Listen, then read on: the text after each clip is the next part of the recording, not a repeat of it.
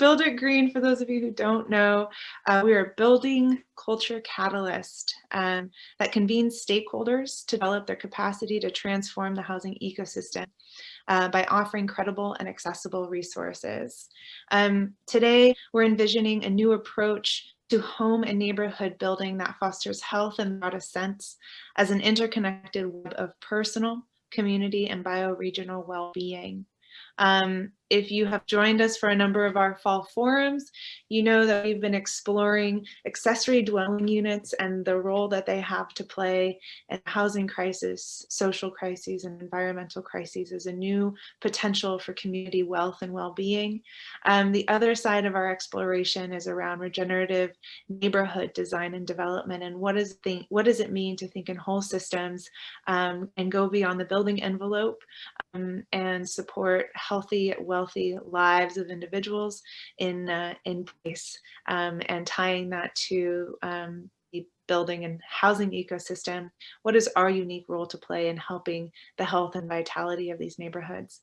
And with that, I'm happy to be joined, or we are thrilled to be joined by Bill Reed, illustrious figure who likes to take small flights over the front of bicycle handlebars, as well as one of the co-founders of USBGC and LEED certification, probably a little bit more applicable for our conversation today.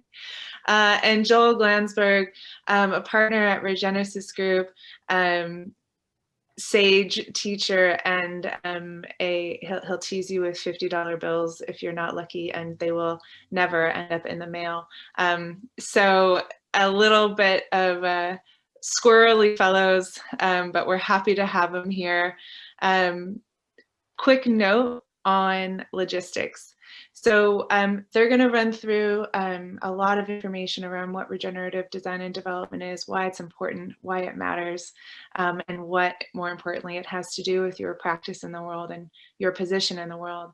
But during that presentation, we invite you to put any questions that are coming up for you directly in the chat.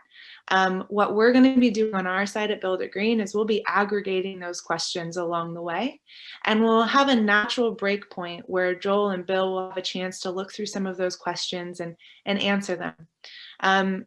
Then we'll move on to a second part of our presentation for open conversation. So again, don't pause. If you have a question, it's okay. It might be answered later in the presentation. Still throw it in the chat so we can see what's happening with you and really just be a part of the conversation ongoing. With that, I would like to turn it over to Bill and Joel to get started, and really just thank everybody who is spending a bit of their afternoon with us today. We'll talk to you very soon. Thanks for being here. Thank you, Ray. So I'm Bill Reed, and Joel Glanzberg will be trading off back and forth on this presentation. This is an introduction to regenerative development and design, and I want to emphasize those two words because, and develop doesn't mean to put buildings up here. It means to actually develop new potential, new capability, and design comes out of that. We'll be tracking what we are developing and how we were developing into this evening. We have some basic questions. Why is regenerative development needed?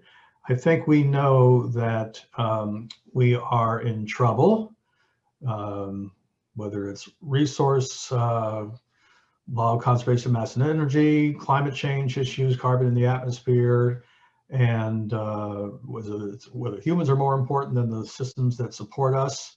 So how did we get here? And obviously, there's a difference between how we take care of life and nature or interact with it versus the way indigenous peoples do and did. We are occupying the planet instead of inhabiting it. And we have all the technologies we need to heal the planet right now. We've had them for thousands of years. But what's getting in our way? What's actually stopping us from doing the work that's needed? And part of what's stopping us is that we are accommodating technology on its own terms. If we know that we need our own, we want to actually maintain the lifestyles that we have now and somehow make them more efficient. And what the rating systems that have been out there have been doing, whether it's LEED or the sustainable SDGs, the Sustainable Development Goals from the UN, the Living Building Challenge, Greenpoint, BREEAM, all these different rating systems, these are all meant to address these crises, whether it's climate change or pollution, toxicants in the environment, habitat destruction, but all of them have been addressing the perspective of limiting harm, reducing the damage, if you will, slowing down, making things more efficient. And these approaches have proved, we've been working with them for 50 years, they have obviously not been enough. So let's look at a map that will help us differentiate between sustainability, what we call the practices of sustainability. And by the way, going back to this, sustainability, some people really dislike that word because we've banalized it. I happen to think it's actually a pretty reasonable word if we actually associate it with what we are sustaining. So what are we sustaining with sustainability is the big question. And that means that we actually have to think about, it's not just about making things efficient, we actually have to actually work with the principles of life. So this diagram maps that out for us. So here, can you see my cursor, by the way? Okay. So here we are at conventional design, and Randy Croxton, an architect in New York City, says, we build our buildings one step better than breaking the law, which I think is a pretty solid indictment. Things like BREEAM and green, LEED came along, and LEED basically says we can do better. We can go beyond ASHRAE and 90.1 and make it 70% better or 80% better. And that means that we are working on our way towards a sustainable condition. It implies in general that zero must be sustainable. But number one, zero is impossible in nature, and no matter what we do, we can never reach that level of perfection. So if you think about it that way, it's a pretty depressing message that all this work that we're going for in terms of making these more efficient and less damaging is still not going to help reverse the damage that we're causing. So we actually need to jump over and think with this aspect of work, the greening work, we need to think about how we are restoring. And restoring is a concept that is useful, but the question is, and the way a lot of us hold it, the way I used to hold it, is can we restore nature to its original condition?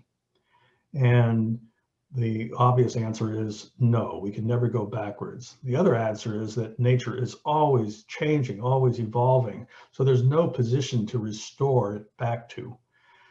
The other issue about when we create a restored system, whether it's a wetland or a riparian corridor, the question is how does it stay restored if humans aren't understanding or don't pay attention? And regeneration is about a rebirth of a relationship with these systems so that we actually work with nature on its own terms. So restoration and regeneration are two different meanings. And regeneration is not a synonym for restoration. I just want to make that clear. That's really important. So there's a worldview shift here between actually trying to fix nature and be nature. All right. So a few, let's just read these because I think it's important to unpack it.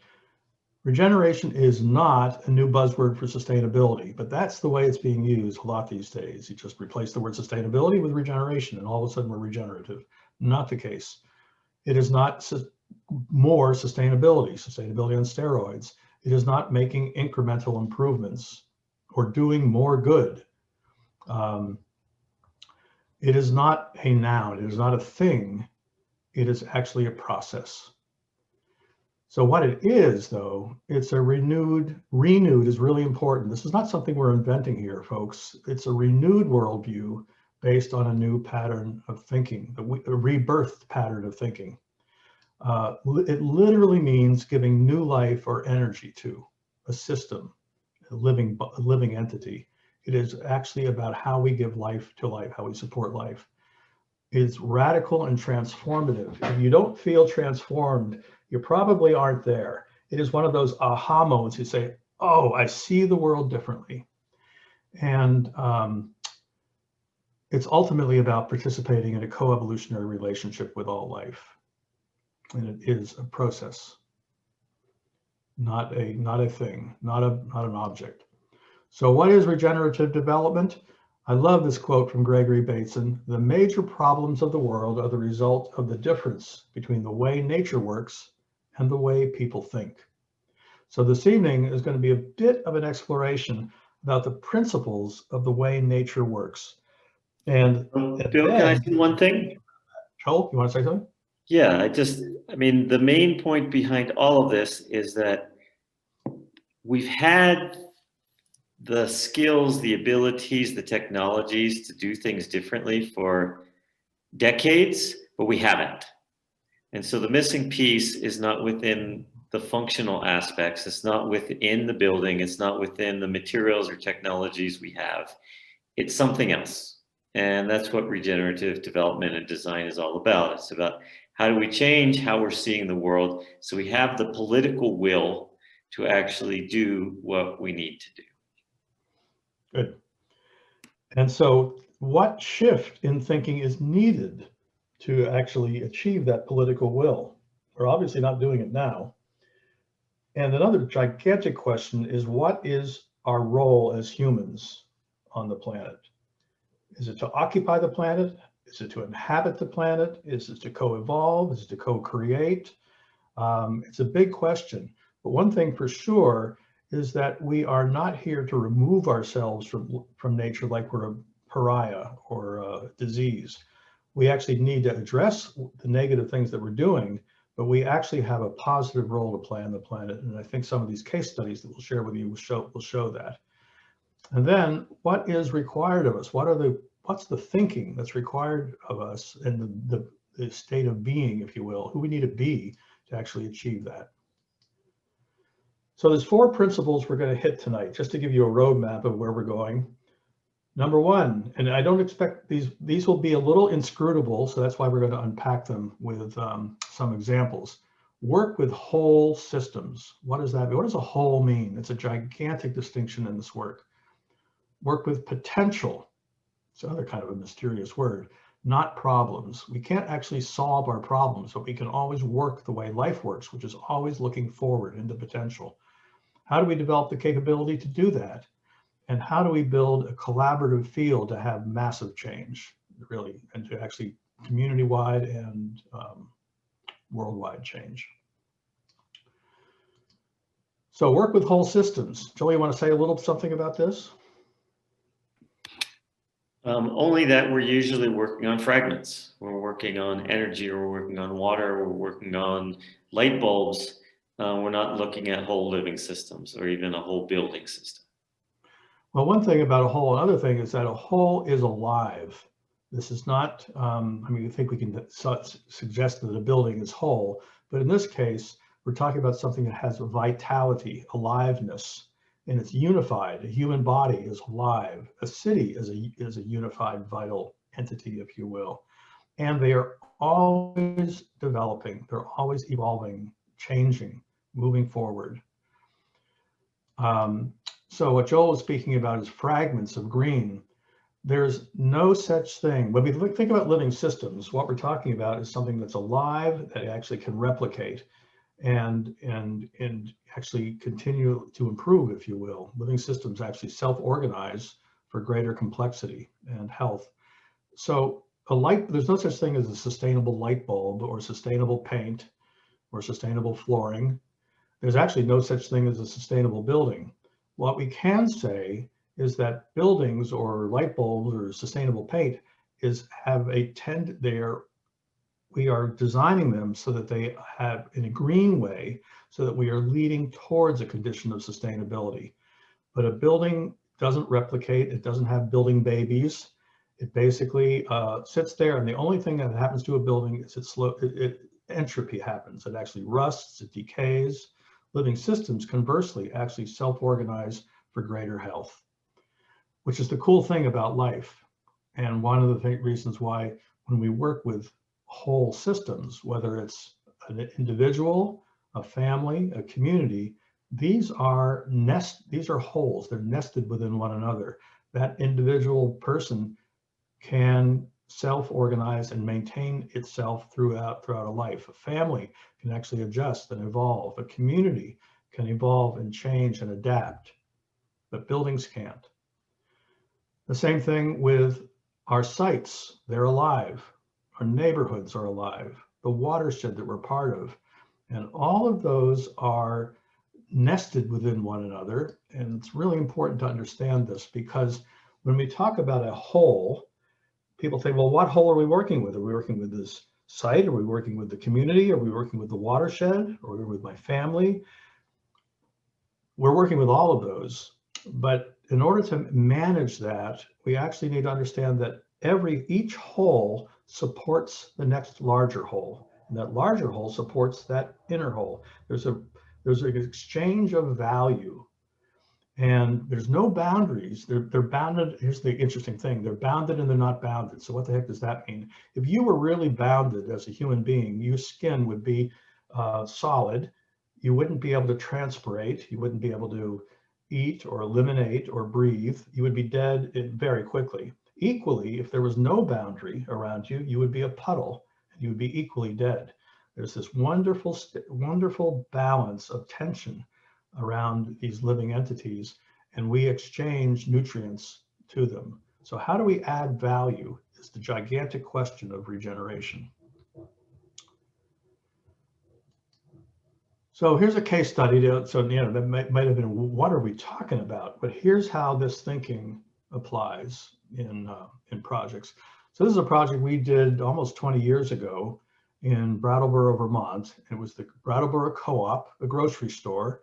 And we were called by Geraldine Wilson, who is she and Alex are the leaders of Environmental Building News, along with Adobe Boleen.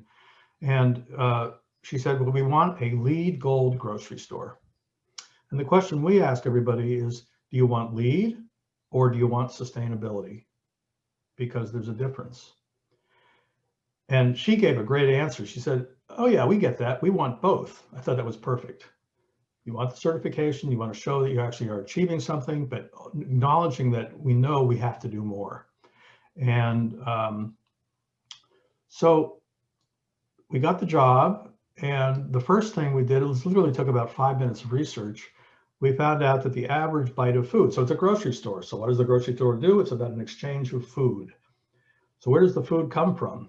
And in 5 minutes of research, you can find out that the average bite of food in the United States, at the time anyway, it's probably the same, travels 3,600 miles. And certainly before the Industrial Revolution, it probably traveled, what, 10 to 15, 20 miles. So we then looked at the grocery store. And the grocery store is in the center of this, well, almost in the center of this little small circle. And the question we asked is, where does the food come from? All the farms in this area, including many other counties around here, are all out of business. Most of them, 95% of them are out of business, all these dark and light green areas. And so we asked the question to ourselves, what happens if there's a truckers' strike? And what happens if other competition comes into town? So we had the first meeting with the executive committee, and we looked through the grocery store, and the first bin that we came to in the produce section, we turned to, it was the apple bin. We turned the apples over, and they came from New Zealand. So there's about 12,000 miles there. There was strawberries from California, blueberries from Chile. You can see where the 3,600 miles comes from. So we asked them, what happens if there's a truckers' strike? And they said, well, we're out of business in 3 days. And we're worried. They said, yeah, that reminds us, we're worried if Whole Foods comes into town, we're out of business in a year. So what's the one thing that Whole Foods and a truckers' strike can't compete with? I think the answer is pretty obvious. It's local food. And so the grocery store was now we were looking at what was truly energy intensive, and also part of the life, the warp and woof of the life of this community, the health of their ecosystem.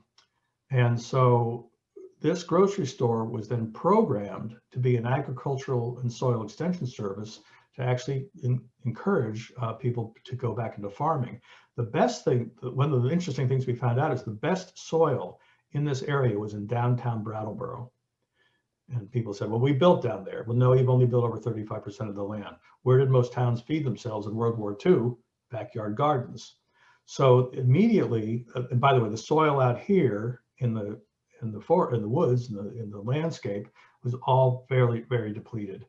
So the backyard gardens became established, were going to become established, and people would learn how to garden. There was also a cannery so they could can their food, an agricultural, a daycare center to take care of the kids, a credit union to begin to loan money for farmers to begin to reestablish themselves, a forestry service, extension service to begin to work on the restoration of the soil health in this area, and by the way, a grocery store.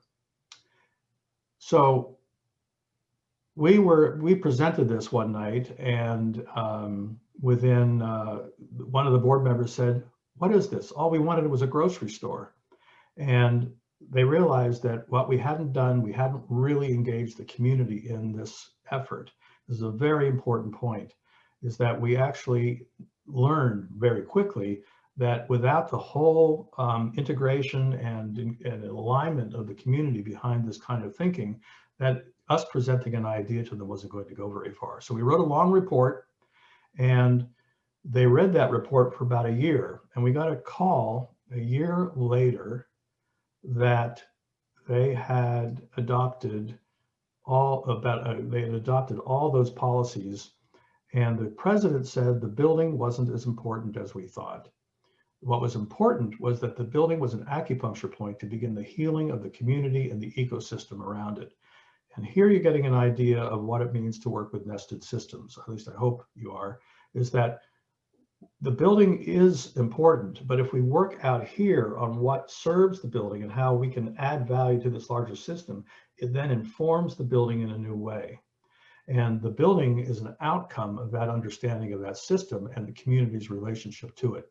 Now they are actually supporting other co-ops in the region. They're actually working on the restoration of the land. They're working on restoration of the watershed, and as well as establishing local food sheds again. And they built a LEED Gold grocery store as well. So the whole system we're looking at is what is the fooding system of the region instead of just the building. And so how do we begin to regenerate the fooding system of the region through the process we use to develop the building? Yep. So we're looking at wholes and nested wholes. So here's the thing, that when we talk about the traditional or conventional practice of sustainability, which is basically how do we make things less bad, the focus is typically on the project, because that's about all we can do with buildings, is just make them less invasive. With regeneration, the focus is the larger system that the building sits within and the role the project plays within that system. And this means that it's a people issue. It's not just a technology issue. So all of a sudden we're working with leveraging not only technology, but the motivation and the will of people in the community to work out beyond the building itself and on the building. So this idea of, oops, I skipped a slide here. So the second principle, so the first one was work with wholes. The second one is work with potential, not problems.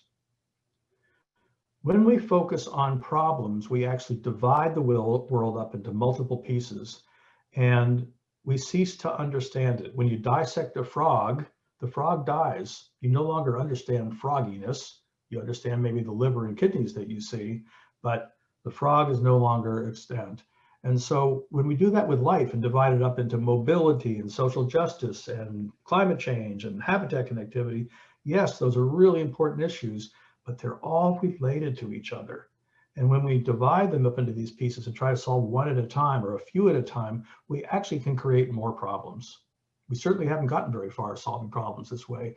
So this is a reversal of that. It's looking at the way indigenous peoples look at as a whole system. So every person, every place has unique potential. And the way that I hold this to get my head around this idea of potential, I think of it of human development. The potential of my child, right, always has potential. He or she is always looking forward into the future as they grow up. Same with a forest system or a pioneering species. Life is the process of developing and evolving. And if it's this work, the work of sustainability, let's use that word in general, sustainability is about staying in the game of evolution. It's full stop. That's what this is all about. And the cool thing about life, when we participate with life, is life runs up. It self-organizes for greater diversity and dynamic stability. So one of the interesting things about working with wholes is that we are, the world itself is too big and too abstract. But what we can do is we can actually work on and manage the health of each place we live. Every place is unique. And if you will, we can address the health of the planet by actually having healthy places. They're manageable. We can actually work with them. So the largest whole that we actually work with in our practice is a place. And Eleanor Ostrom, in her Nobel laureate in 2009, proved that in place is the one unit of measurement, if you will, on the planet that avoids the tragedy of the commons that Garrett Hardin talked about. We can't actually engage the earth healthily, but we can engage in our places. So another example about this is the idea of how a project, and this is a wastewater treatment plant, how the work in a community by working with these mechanical treatment systems can actually evolve the health and launch into new potential. So this is in Vancouver, and the first first project we were involved in is Lionsgate Wastewater Treatment Plant, and the aim was, the director said, your job is to save the taxpayer money. So we were orchestrating a 135-person design team. And what we asked them to think about, though, is the place instead of the plant. And they didn't really understand why. But when we understood that this place had all sorts of potential that people were really interested in addressing, they took their focus as an it actually coalesced people around a much larger potential, a much larger meaning, not just complaining about a smelly wastewater treatment plant and the fact that they were going to spend more money on taxes, but on utility bills, but that they could engage in coming together around working with the health of their community, because this gave them a reason to come together. And what came out of this were a number of concepts, 9 different concepts of engagement with the community. Actually looked at who we are. We're a wetland. I won't go through all of these. We're a perpetual urban garden, urban ecology. At the end of this project, the community was coalesced around working together in a new way. Money was never mentioned as a result, and what they did is they discovered new ways to engage the ecological health of the system. That motivated them so much that we were hired for the next plant, and the aim shifted from saving money to the much larger system. How do we actually save the orca whales? And this plant then went really big into the ecological systems. Here's the plant, and the ecological systems all around it were engaged, because without the health of the Fraser River, what's the good of a wastewater treatment plant? So 20 ecological projects were proposed. This is the design, and the result is, and this was established from the very beginning. So this was the purpose, if you will, of this wastewater treatment plant, so that cascades of benefit are created and continually evolve for the inhabitants of the greater Vancouver region, the Salish Sea, the global community for 7 generations and beyond. That's a pretty unusual goal for a wastewater treatment plant, but in fact, now these 20 ecological projects and new relationships with Musqueam people are, the native peoples are reconciled now, so that massive change is happening in Vancouver because of this. All right, let's stop there for a second. Are there any questions popping up? I know we're going rapidly here. Ray, any questions? So far, no main questions in the chat. I think people are eager to keep going, but we'll let you know if anything pops up. Okay, very good. All right, wholes, working with potential. Now, how do we develop the capability in the social communities, the ecological communities, to regenerate themselves? And Joel, I think you're inspiration from this is actually pretty important. So you want to share this? Sure. That picture down in the right-hand corner is an aerial view of an early project that I did. It's the opening sequence to a video called 30 Years Greening the Desert Flowering Tree. And it zooms in on through the American desert Southwest to this little postage stamp of a food forest you can see here. And when I first did this sequence, I was really proud of myself because you could see how effectively we had developed a food forest in the desert Southwest. And then I realized that it was an indication of failure because it was still an island. And it made me realize I had done a great job of designing the food forest and had done a terrible job of designing a process that would engage people in a way that they would change how they treated their land, so that this little postage stamp of food forest would have disappeared in a sea of food forests. And that's what regenerative development is really about, is how do we redesign the process so it actually extends far beyond the boundaries of the project and has the impacts we're really after in the larger community and the larger systems. Cool. So this takes people to be engaged and to do this and to spread this work. And the point of this, again, is that people are what we are working on with regeneration, people and nature together. The buildings and any kind of community planning give us an opportunity to do that. And here's another example of this. And Joel, you want to share this? Sure. So if you'll just advance the slides when I ask you. On the right, you'll see the front of a house that Brad Lancaster and his brother bought. And you can see on the left what it looks like in the rainy season. So it's entirely devoid of plants, and they began to make these little curb cuts to capture that water, that runoff in the monsoon rains, and plant them with edible native plants. And in front of their house became shady and cooler and full of food. So Brad got a grant to do this up and down the street, and mostly the money went to buy plant materials.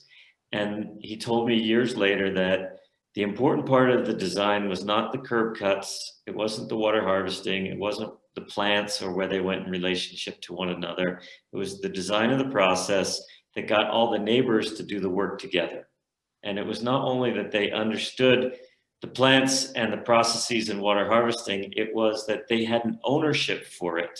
It developed their capability with water harvesting and native plants, but it developed their capability to be a neighborhood, to be a community that could work together and that could have ownership for that work that they did together, instead of if the city had implemented it or a landscape contractor had implemented it.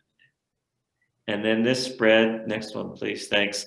Throughout the city of Tucson, there's been nonprofits that have been established to continue this work. Next one please. Both Desert Harvesters and several others to get this idea of planting the rain, connected to food and connected to changing how the entire system works. And next one, please. And this is an image from Moab, Utah, where some of the people who worked with Brad in Tucson have been spreading this work throughout the greater Southwest of the United States. So Bill's whole nested holes picture earlier on is what we're talking about now, is how do we take, how do we build people's capability in a way through a project so that we begin to shift larger and larger systems, not through the kind of scalability we're used to, but through a sort of viral change that grows in an exponential rate. Right. I love to think about this work as a way to get massive change happening, not just building by building, but system by system, launching multiple points into the community of change. Whoops, skipped one here. So the fourth principle for this evening is building a collaborative field. What the heck does that mean? Well, here's a bit of a hint on this. When we're hired by many large developers, and the typical relationship of a developer project is, here's my project, and I'm going to be in a transactional relationship with, I'm going to give you this neighborhood a swimming pool, this neighborhood a school, this neighborhood money, and they'll give me permission to do my development. And that takes time. It takes a lot of lawyers, a lot of fighting, and usually a compromised situation. Nobody's really happy. When in a regenerative process, by expanding the system out into the city and the region, the food shed, the watershed, the life shed, and the understanding the potential to bring back health, the developer is an equal stakeholder with every other stakeholder in the community. And they work together. They're brought together to work in service of this larger system. So we call that a reciprocal relationship, a riot of reciprocity. And it's a very powerful and very moving. So a quick example of this is down in Chile, Viña del Mar, Chile. We were asked to work on this 19-hectare, 40-acre oil tank farm. And the developer called us up because he said we have 25 activist groups who are going to take us to court for 15 years. We hear that you can harmonize relationships between human and nature. Can you help us? And we said, well, we're not here to be a shill for a crappy development, but we are here to help a whole system and a whole city be brought back to health. If that can help you with your development, that's great, but we're interested in the larger system. They said, well, that's great, come on board. So we worked in helping the community understand the potential. And so this is one of the great garden cities of the world. It's one of them built in the late 1800s. And this city used to look like this all throughout. Now it looks like this. It's a dying city. Here's the estuary. This whole estuary. This is the seed bed for the Valparaiso Bay. You can see it's a dead zone, has been actually filled in and made a parking lot. So they've lost the spirit of the city. They've lost their ability to see what quality of life is really possible. All of that is possible to come back. So what we did is here's the site. We worked in the whole region. And by engaging people around that and saying, you can fight against the development all you want. We don't really care. We're interested in the health of the city. And if you actually stop this developer, is that going to help the health of your city? Well, I guess not. So why don't we work together to work on this? And within 2 weeks, we had met with 17 or 18, I forget, of the activist groups. And the shift was from incredibly negative to many enthusiastic participants. They just wanted to be heard. And then when they saw the idea of the potential again, instead of working on one little problem, what's the potential of our community? It lit people up. So this project actually has gone ahead into what isn't going, it is going ahead, and the community is behind it. And that took a practice, if you will, to get there. So what does it mean to practice regeneration? And the principles are basically, again, to remind you, work with wholes, work with potential, develop the capability to carry that potential forward, and build a collaborative field of multiple stakeholders to actually have massive transformation. By the way, the executive director of the Chamber of Commerce in Viña del Mar, who was not interested in talking to a couple of gringos from the States, after about 10 months of meetings with the community, about every 6 weeks, we had about 4 or 5 meetings. He called up our client and said, Ricardo, I don't know what you guys are doing, but count us in. This is the first time the city's been able to dream in 30 years. And they donated $4 million to the restoration of the estuary, which had nothing directly to do with the development, but it just shows the transformation that can happen when you get people working together in their particular interest areas for a common aim. So this work is a continual practice. You know, when we learn an instrument or we exercise or we meditate, we just don't have a weekend of practice and we call it a day.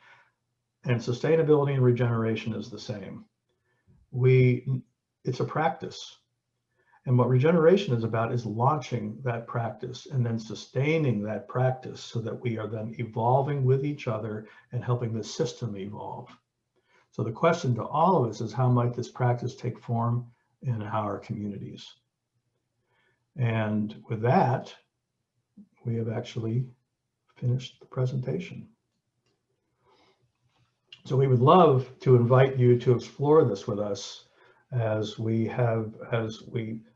use and engage the accessory dwelling units and the whole industry in the building community, if you will, to begin to actually flash this work out into the community and engage many more people to participate with us. So I'll stop there.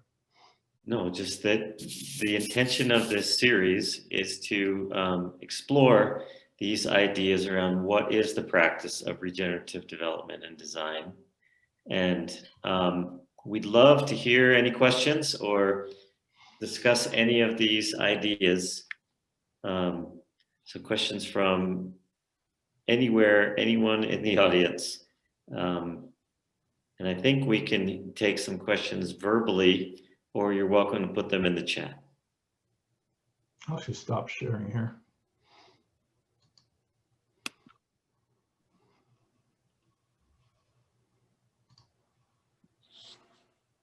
Also, I always like to invite just general comments, thoughts. Where did you come in at the beginning of this, and where do you feel any shifts in what you're thinking about or how it applies to your practice? I would be very curious to learn what people are taking away from this.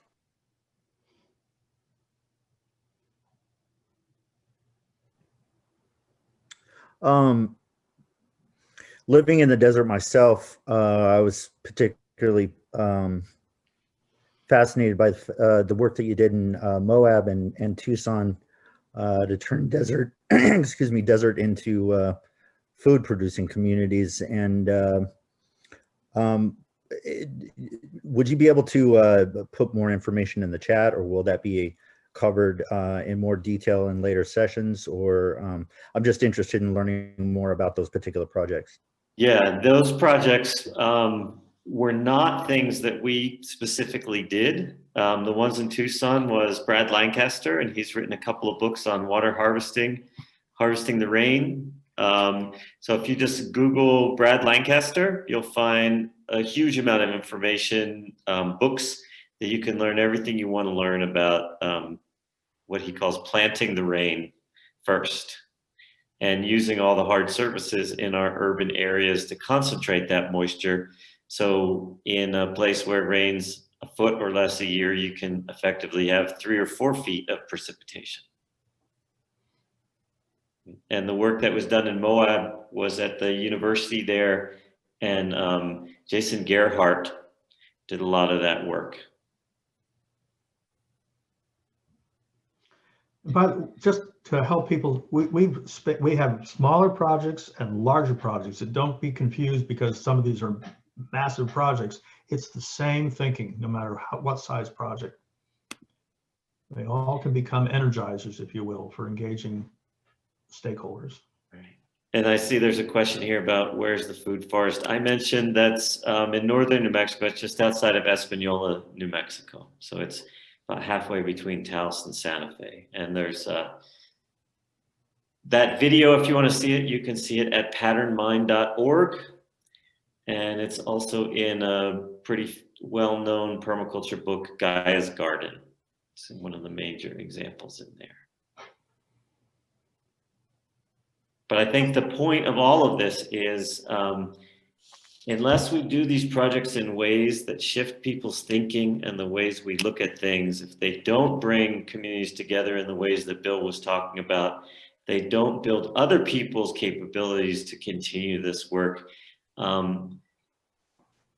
they're finite. And the only way we get them to spread like wildfire or virally is by working on building that field, building up people's capabilities. Hi, I'm sorry. Go on. I just wanted to ask a question.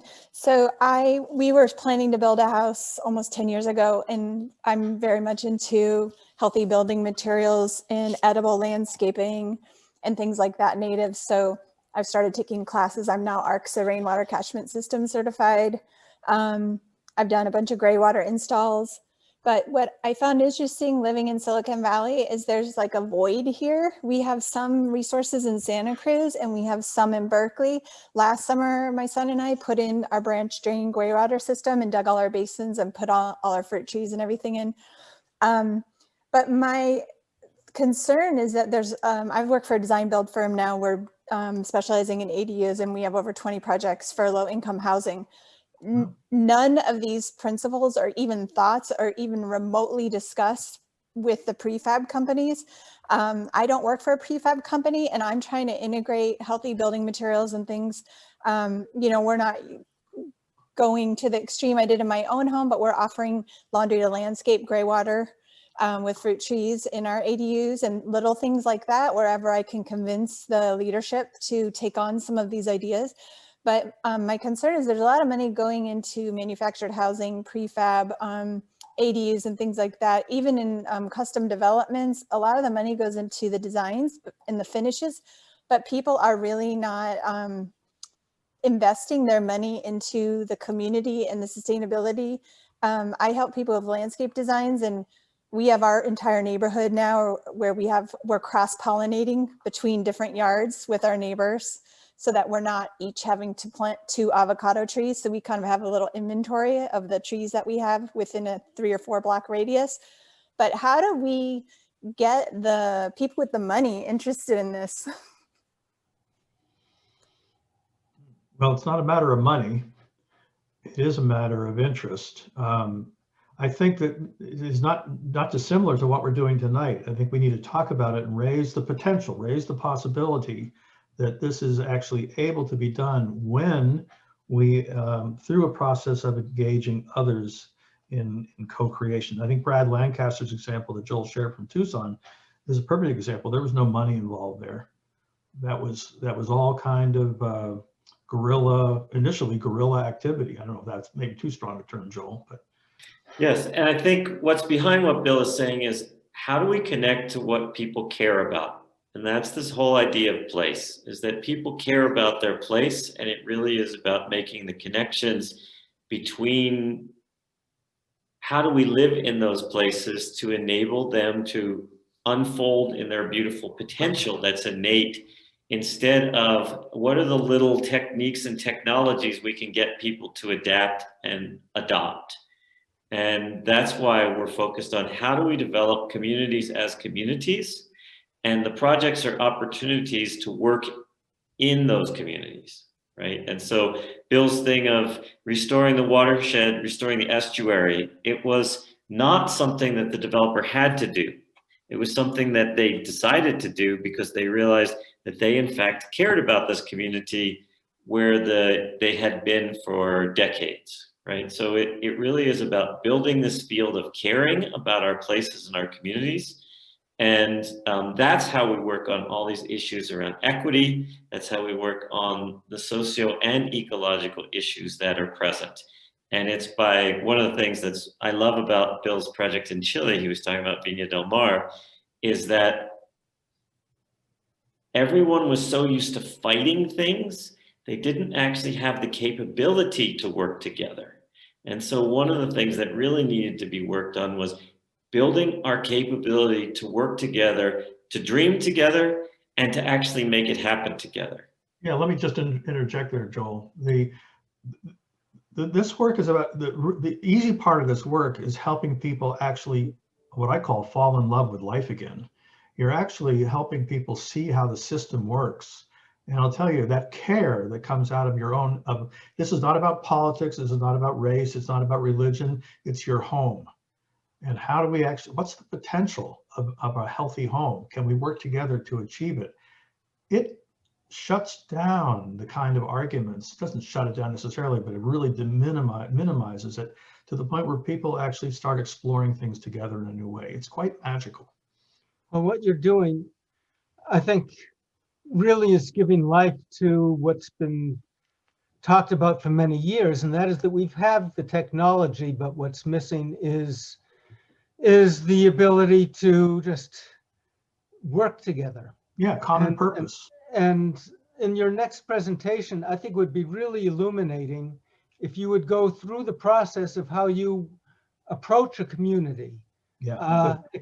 and how you work with people and create a common vision that people can rally around. I think that's really the key to any significant change, and that seems to be what you're actually accomplishing. Indeed. It's not really mysterious. It's not actually that hard, but it is different. I've seen other questions pop up here. Ray, are there some in the chat? We have a document rich with questions, and hopefully Joel's peeking at it. So I don't know if there are some, Joel, that you want to take on. Yeah, I'm trying to address as many of them as I can. And I'm also aware that we're pretty much running out of time. So I just wanted to say that you all are experiencing what we're talking about doing with communities, right? Because communities are so tired of people trying to sell them things, whether it's a technique, a technology, a project, what they'll give them in exchange for allowing a project to happen. And no one asks them, right, what they want. No one asks them what their vision for the future of their community is. And it can be incredibly disarming.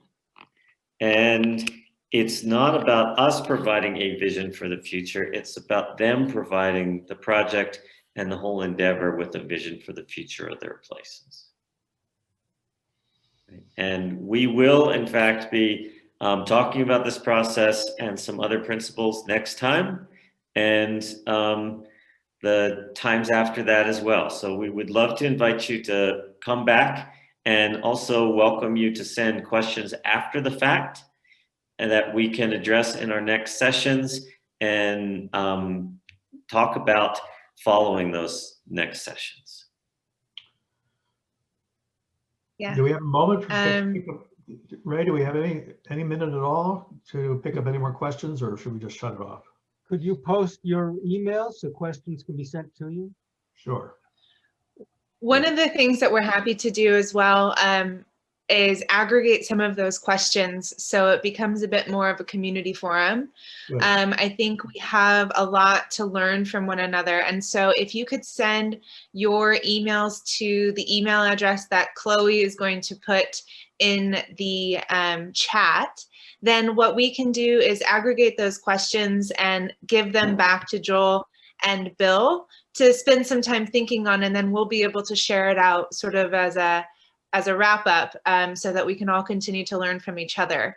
Instead of the one-to-one, we can do one-to-many, or many-to-many, as it were. So yes, please send your emails to info@builditgreen, and we'll make sure that we capture your thoughts, your curiosities, and any very specific questions that you might have for Bill or Joel specifically. Bill did speak to it, but there's a question about smaller scale projects. And our experience is that, as Bill indicated, it's always like acupuncture. It's not about the scale of the project. It's about realizing that whatever the project scale is, it's always nested in some greater whole. Just as when you go to the acupuncturist, they're always looking at that point, not in isolation, but in relationship to the whole of your body's functioning systems, right? So scale is not an issue. It's about how broad can we use our view to see how we could strategically use this as an opportunity to bring people together. That example in Moab, Utah, they did it by doing it on the university campus. They were able to bring all kinds of people together to see it and be able to change how people thought about that kind of commercial landscape. And with that, I will say thank you all for joining us. Join us for our next one. We'll go deeper into the practice, and we'll start engaging a little bit more one-on-one.